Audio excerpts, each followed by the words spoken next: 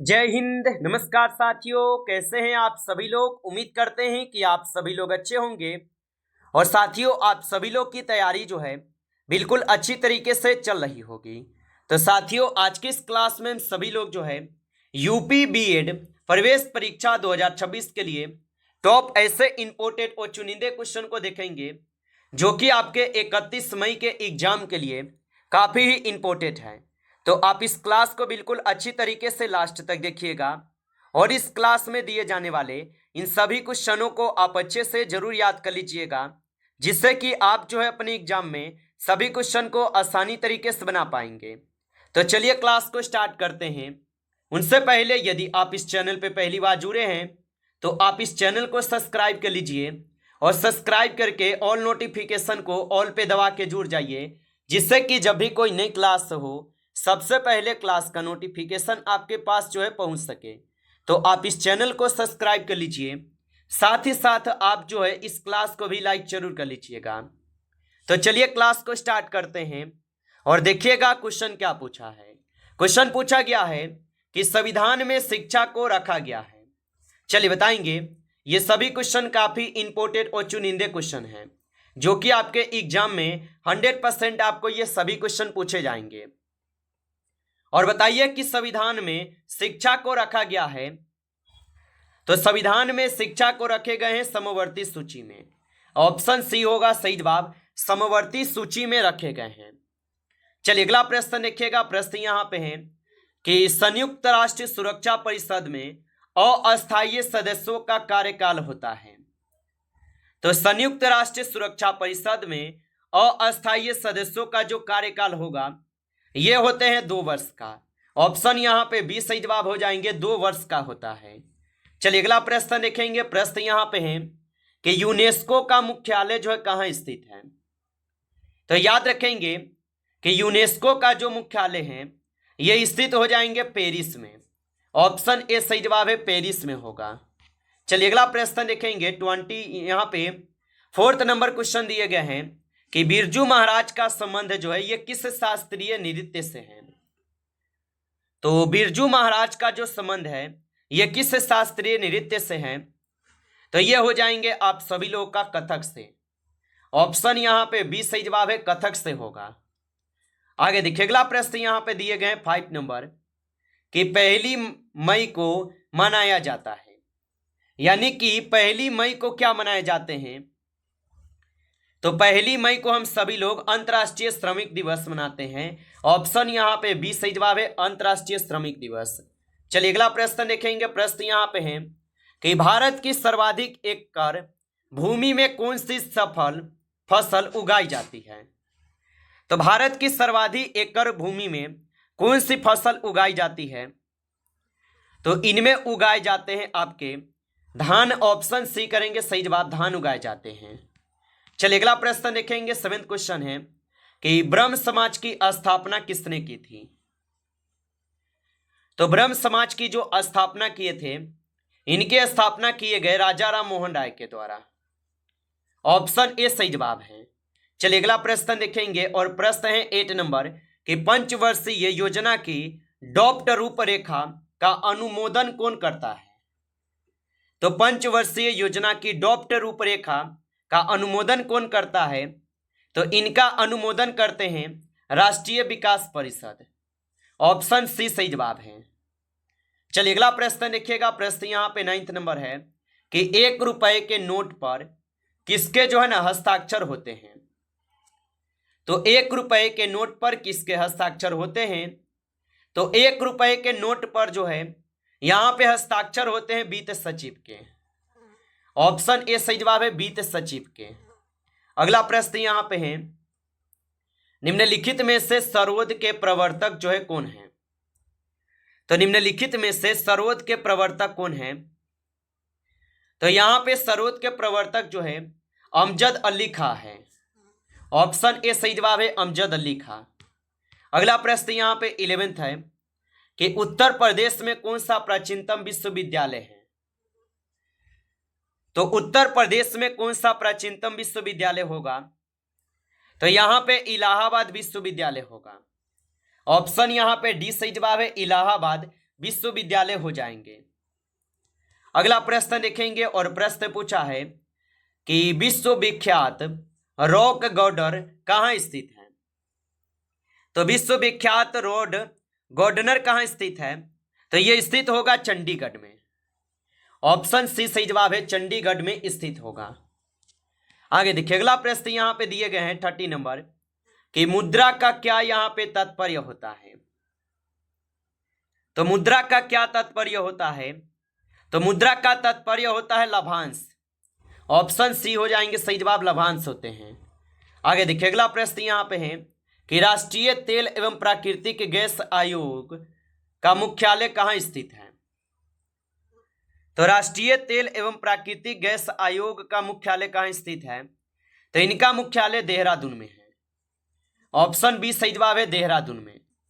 चलिए अगला प्रश्न यहाँ पे दिए गए 50 नंबर कि परमाणु परीक्षण स्थल पोखरण किस राज्य में स्थित है।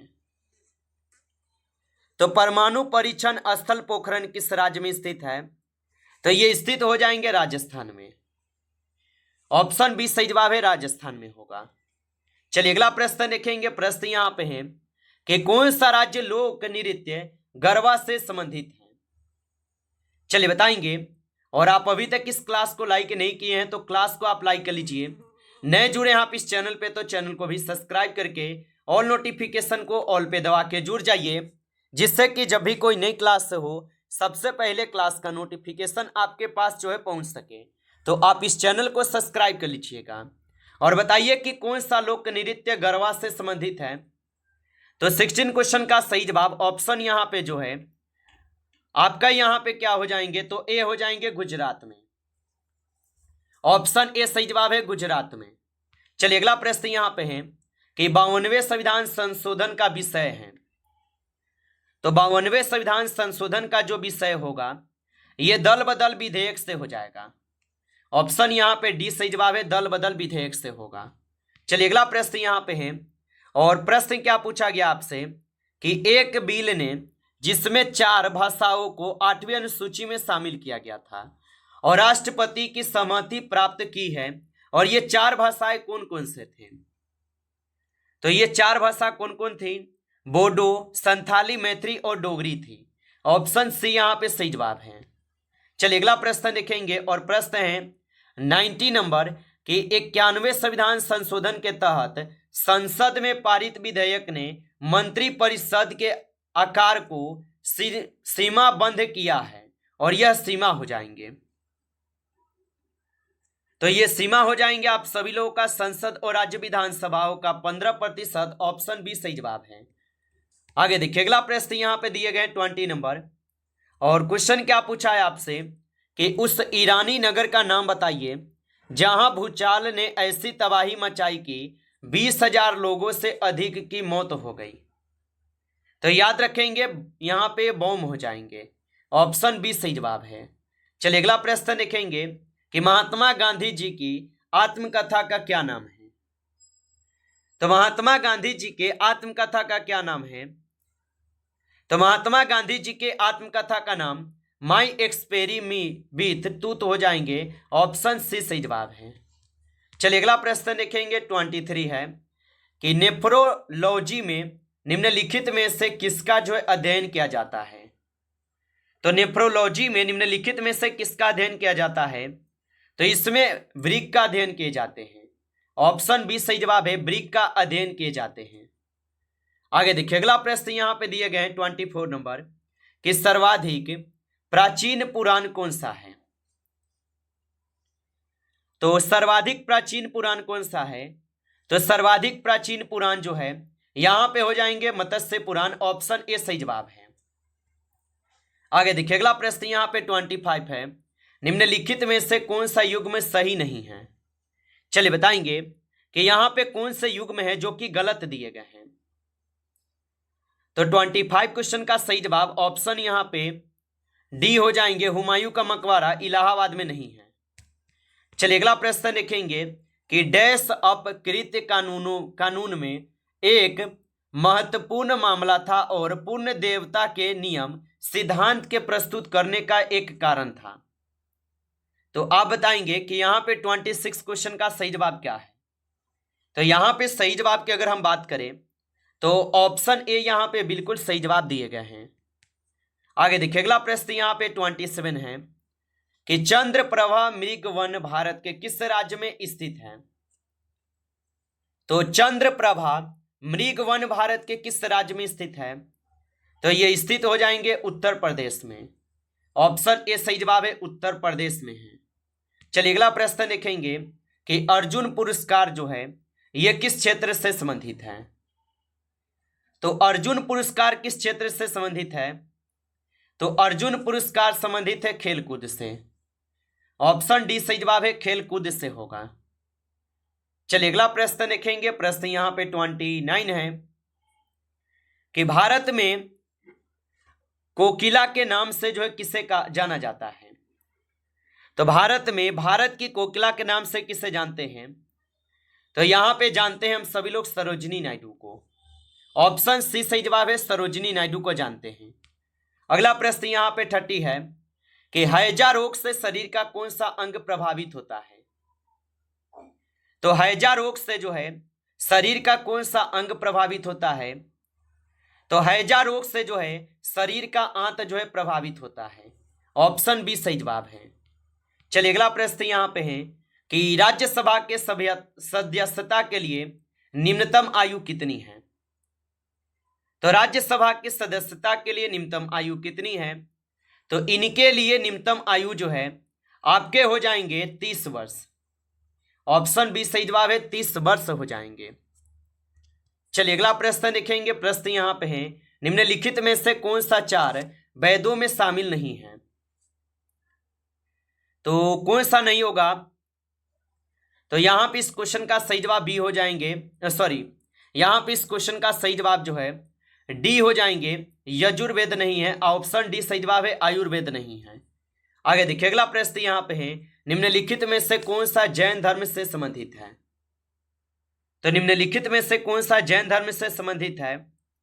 तो यहां पे हो जाएंगे आप सभी लोगों का त्रिरत्न। ऑप्शन सी सही जवाब है, त्रिरत्न है। चलिए अगला प्रश्न देखेंगे। यहां पे 34 क्वेश्चन है निम्नलिखित में से कौन सी सिखों की पवित्र धर्म पुस्तक है।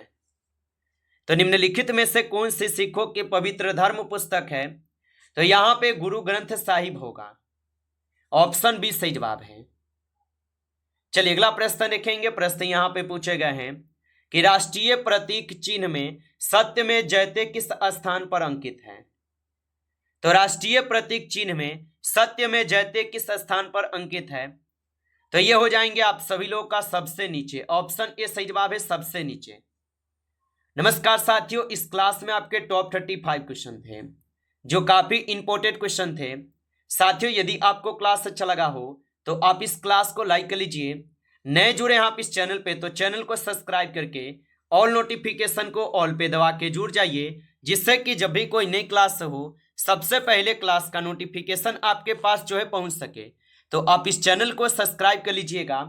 चलिए फिर मिलते हैं आपसे एक नेक्स्ट टॉपिक के साथ नेक्स्ट क्लास में। तब तक के लिए जय हिंद, जय भारत।